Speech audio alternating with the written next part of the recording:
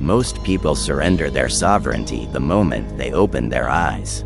Before consciousness fully arrives, before intention takes form, they reach for the glowing screen beside their bed and hand over the reins of their day to whatever chaos the algorithm decides to serve. Within seconds, they are no longer the architect of their morning, but a passenger in someone else's design. The question is not whether you will be commanded today.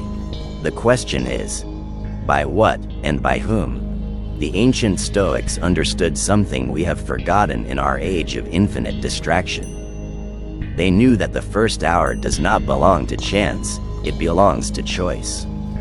Marcus Aurelius, emperor of Rome, ruler of millions, did not begin his day by consulting the Senate or reviewing military dispatches. He began by consulting himself. In the quiet of dawn, before the weight of empire pressed upon him, he wrote reminders in his private journal, words meant only for his own soul. He wrote, "At dawn, when you have trouble getting out of bed, tell yourself, I have to go to work as a human being. What do I have to complain of if I am going to do what I was born for, the things I was brought into the world to do?" This was not motivational rhetoric. This was psychological armor. Marcus knew that the day would test him with injustice, incompetence, betrayal, and ingratitude. He knew that without preparation, the mind defaults to reaction, and reaction is slavery. So he prepared, not his schedule, but his soul, not his tasks, but his perception. He commanded his morning, so the morning would not command him. We live in an age that worships productivity but understands nothing of power. We optimize our routines, stack our habits, chase our goals, but we never ask the deeper question: who is doing the chasing? If your morning begins in chaos, if your first thoughts are dictated by notification badges and unread emails, if you step into the day already defensive, already anxious, already behind, then you are not living your life. You are being lived by it, and no amount of coffee or affirmations will change that. The Stoics had a different vision. They believed that freedom is not the absence of obligation, but the presence of self-command. Seneca, exiled and stripped of his wealth, wrote from isolation, "Nothing is ours except time." Not money, not status, not even the body, only time, and what we choose to do with our attention in that time. The morning is the only territory that belongs entirely to you. It is the only moment when the world has not yet made its demands, when your mind is still quiet enough to hear itself. To waste it is to forfeit your only true possession. But let us be honest. Most of us do not want this kind of freedom. We say we do, but our actions reveal the truth. We prefer the comfort of reaction over the responsibility of intention. It is easier to scroll than to sit in stillness. It is easier to blame the day for overwhelming us than to admit we handed it the power. The Stoic ritual of morning mastery is not a hack or a trend. It is a confrontation with your own complicity in your chaos. And that confrontation is uncomfortable. Epictetus, who spent his youth in chains as a slave, understood this better than anyone. He taught that the first discipline of philosophy is not thinking correctly, but seeing correctly. Before you can act with virtue, you must perceive with clarity. And clarity begins with separation. Separating what you control from what you do not. Separating your judgments from reality. Separating your dignity from the world's opinion. This separation does not happen by accident. It happens by ritual, by practice, by returning, every single morning, to the same foundational truth. You are not your circumstances, you are your response to them. So the Stoic does not begin the day with a to-do list. He begins with a moment of reckoning. He asks, what will try to disturb me today? Who will test my patience? What disappointment will tempt me toward bitterness? And then, with calm precision, he decides in advance how he will meet it. Not with anger, not with complaint, but with reason. with detachment, with the quiet strength of someone who has already chosen his response before the provocation arrives. This is not cold. This is not unfeeling. This is the opposite. It is the refusal to let your peace be held hostage by the volatility of others. It is the decision to feel deeply without being destroyed. And that decision must be renewed every morning, in the stillness before the storm. If you seek mastery, it does not begin at noon when you are tired. It does not begin at night when you are defeated. It begins now, in the first breath of the day, when you still have the power to shape what comes next. The day will command you, unless you command it first. And the only way to command it is to command yourself. Subscribe to this channel if you are done being a passenger in your own life. There is more to say, and we are just beginning. Let us go deeper into what this ritual actually looks like, not as theory but as lived practice. The Stoic morning is not about complexity. It is about precision. It is not about doing more. It is about being more intentional with what you already do. And that begins with silence. The modern world is terrified of silence. We fill every gap with noise, every pause with input, every moment of emptiness with distraction. But silence is not emptiness. Silence is the space where clarity lives. The Stoics did not fear it. They sought it, because they understood that a mind that cannot tolerate silence cannot tolerate itself. And a mind that cannot tolerate itself will always seek escape. The first act of the Stoic morning is simple. Sit with yourself before you engage with anything else. Not meditation in the trendy sense. Not an app with ambient sounds and guided breathing. Just you, awake, present, still. This is harder than it sounds. Within seconds, your mind will offer you a dozen reasons to reach for your phone. You will feel the pull of urgency, the anxiety of missing something, the discomfort of being alone with your thoughts. Good. That discomfort is the door. Walk through it. Seneca wrote, "The mind that is anxious about future events is miserable." He was not being poetic.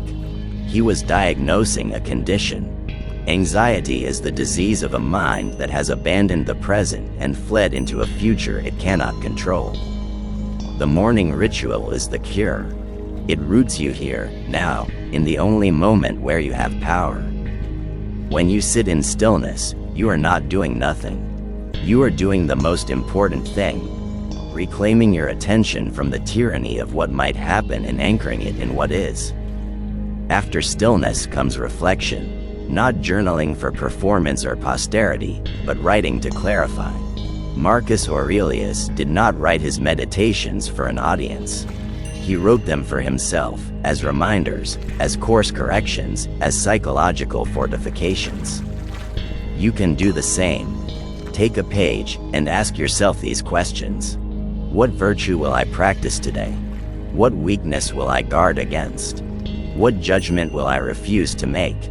Write your answers, not to impress anyone, not to sound wise, but to make your intention visible.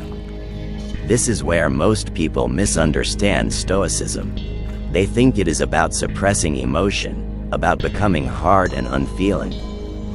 That is not Stoicism. That is numbness. The Stoic does not deny his emotions. He trains them. He does not pretend anger does not arise. He decides, in advance, that anger will not decide for him. This is not repression. This is sovereignty. And sovereignty is built in the morning, when the mind is still soft and impressionable, before the day hardens it into reactivity. Now comes the next layer, premeditatio malorum, the premeditation of adversity. This is one of the most misunderstood practices in Stoic philosophy, and one of the most powerful. It is not pessimism. It is preparation. The Stoic does not imagine the worst to torture himself. He imagines it to disarm it. He rehearses difficulty so that when it arrives, it does not shock him into panic. He looks at his day and asks, what could go wrong? and then he decides how he will respond. Your meeting could fall apart. Your project could fail. Someone could betray you. Traffic could trap you. Your health could falter. These are not catastrophic fantasies. These are probabilities, and the untrained mind meets them with surprise, with outrage, with despair. But you are not untrained. You have prepared. You have already walked through these scenarios in your mind. You have already chosen your response.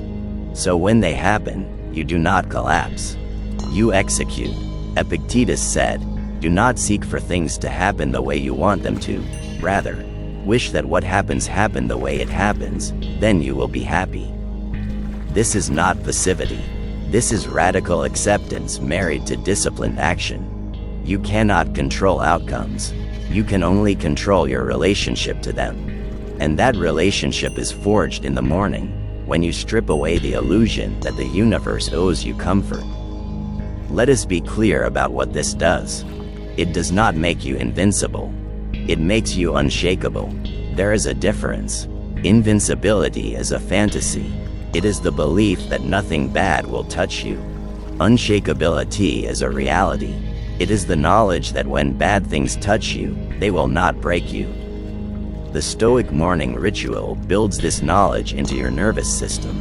It transforms your default from fragility to resilience. Not because the world becomes easier, but because you become harder to disturb. And then, after reflection, after premeditation, comes the most important act of all: decision. Not just any decision, the decision of who you will be today. Most people do not decide this. They assume it. They think their identity is fixed, that they are simply continuing to be whoever they were yesterday. But the Stoics knew better. They knew that character is not a static thing. It is a daily construction. Every morning, you choose. Will you be patient or reactive? Generous or resentful? Disciplined or indulgent? The choice is yours, but only if you make it consciously. Only if you claim it before the day claims you. This is the power of ritual. It removes decision fatigue from the most important decision you will ever make. You do not have to reinvent yourself under pressure. You have already decided, in the quiet of dawn, who you are. And when the world tests you, you do not have to think. You simply act in alignment with what you already chose. The day will come for you. It always does. But if you have mastered the morning, it will not find you defenseless. It will find you ready. Not optimistic, not naive, but ready. And readiness, not hope, is the foundation of inner peace. Now we must address the resistance. Because you will feel it. The moment you try to implement this ritual, something inside you will push back. It will tell you this is unnecessary.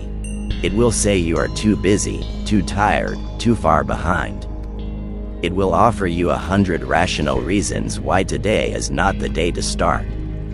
And if you listen to it, you will never begin. This resistance is not your enemy. It is your test. The Stoics called it the obstacle. And they had a strange relationship with obstacles. They did not try to avoid them. They used them.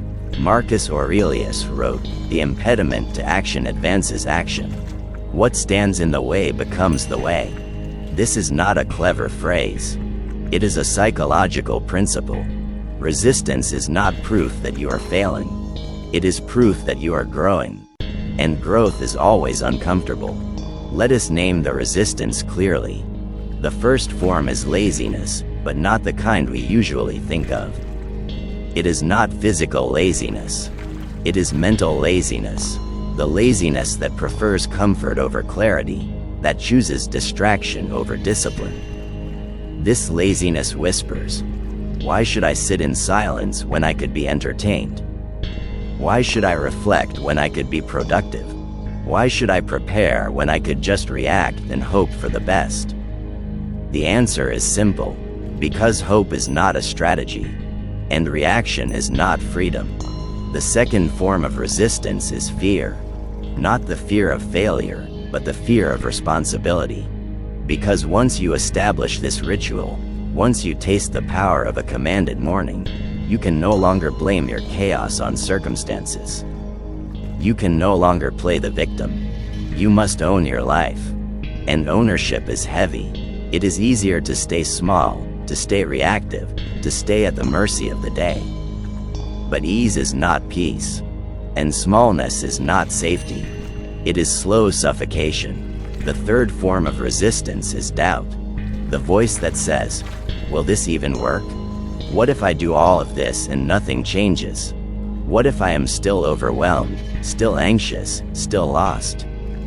This doubt is reasonable, but it misunderstands the goal. The Stoic morning ritual is not a cure for external chaos.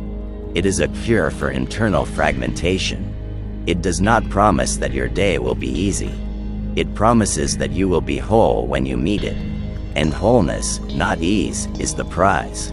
So how do you overcome resistance?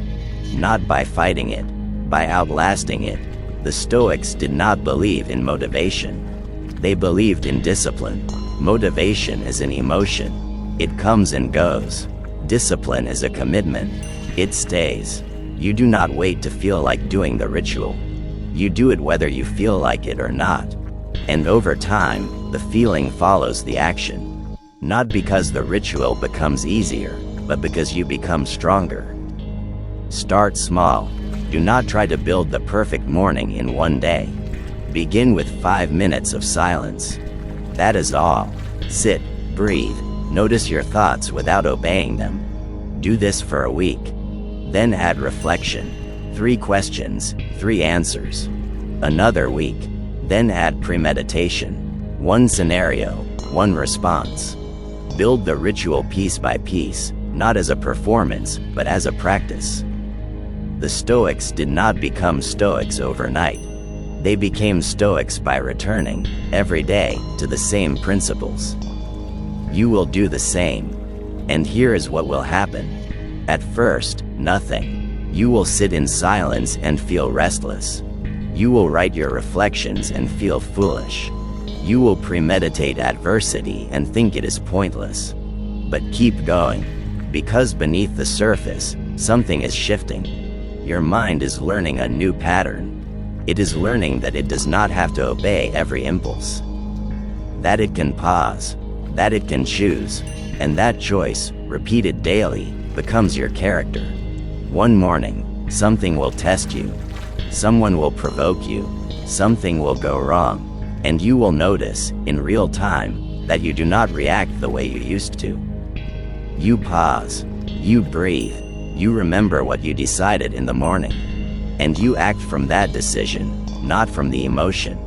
That moment, that tiny victory, is the proof. Not that you are perfect, but that you are awake. That you are no longer a passenger. That you have begun to command yourself. This is not about becoming emotionless. It is about becoming unshakable. The Stoic does not stop feeling. He stops being controlled by what he feels. He does not stop caring.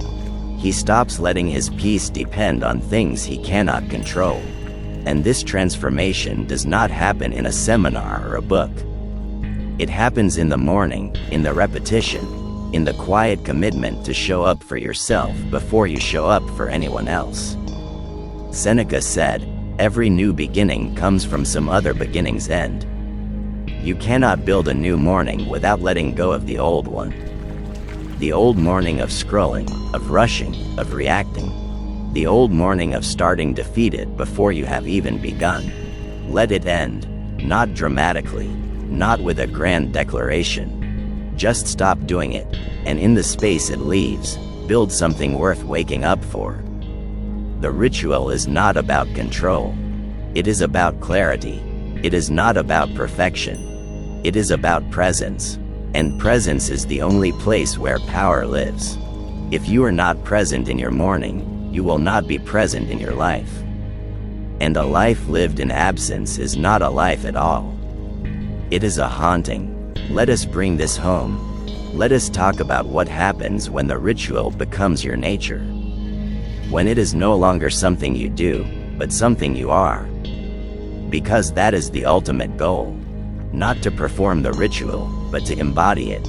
To become the kind of person who does not need to be reminded to be present, to be intentional, to be sovereign. The kind of person who commands the day not through force, but through inner order.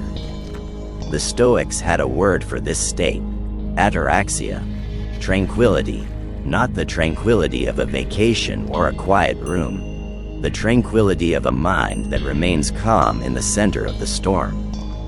This is not something you achieve and then keep forever. It is something you practice and return to every single morning for the rest of your life. There is no graduation, there is only practice, and the practice changes you in ways you cannot predict. You will notice that you stop needing external validation, not because you have become arrogant, but because you have become anchored. Your worth is no longer determined by how others respond to you. It is determined by how you respond to yourself. You will notice that you stop fearing failure, not because failure does not hurt, but because you have learned that it cannot destroy you. You will notice that you stop resenting difficulty, not because it becomes pleasant, but because you have learned to use it. This is what Marcus meant when he wrote, "You have power over your mind, not outside events." Realize this, and you will find strength. The morning ritual is the daily realization of this truth. It is the practice of separating your inner world from the outer chaos. And once that separation is clear, once you know where your power truly lies, the world can no longer hold you hostage. But let us not romanticize this. The Stoic path is not easy. It is not glamorous. It does not promise happiness in the way we usually understand it. It promises something deeper. It promises dignity. The dignity of living according to your principles even when no one is watching. The dignity of staying calm when everyone around you is panicking. The dignity of choosing your response instead of being chosen by your reaction. And that dignity, once tasted, becomes more valuable than any pleasure the world can offer. There will be mornings when you fail, when you wake up late, when you skip the ritual, when you fall back into old patterns. This is not failure. This is being human. The Stoics did not expect perfection. They expected persistence. Epictetus taught his students, if you did not get what you wanted, you got practice. Every morning is practice. Every day is a chance to begin again.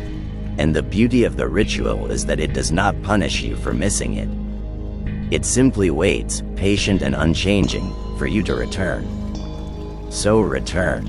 Every time you slip, every time you lose the thread, return to the morning. Return to the stillness. Return to the questions. Return to the decision of who you will be today. The ritual is not fragile. It does not break because you are inconsistent. It strengthens you precisely because you keep coming back. That is the discipline, not perfection, persistence.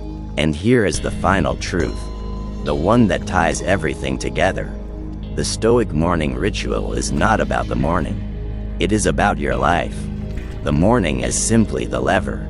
It is the point of highest influence, where a small change creates a massive shift. When you master the first hour, you master the trajectory of the entire day. When you master the day, you master the week. The week becomes the month. The month becomes the year. And the years become your life. You are not building a morning routine.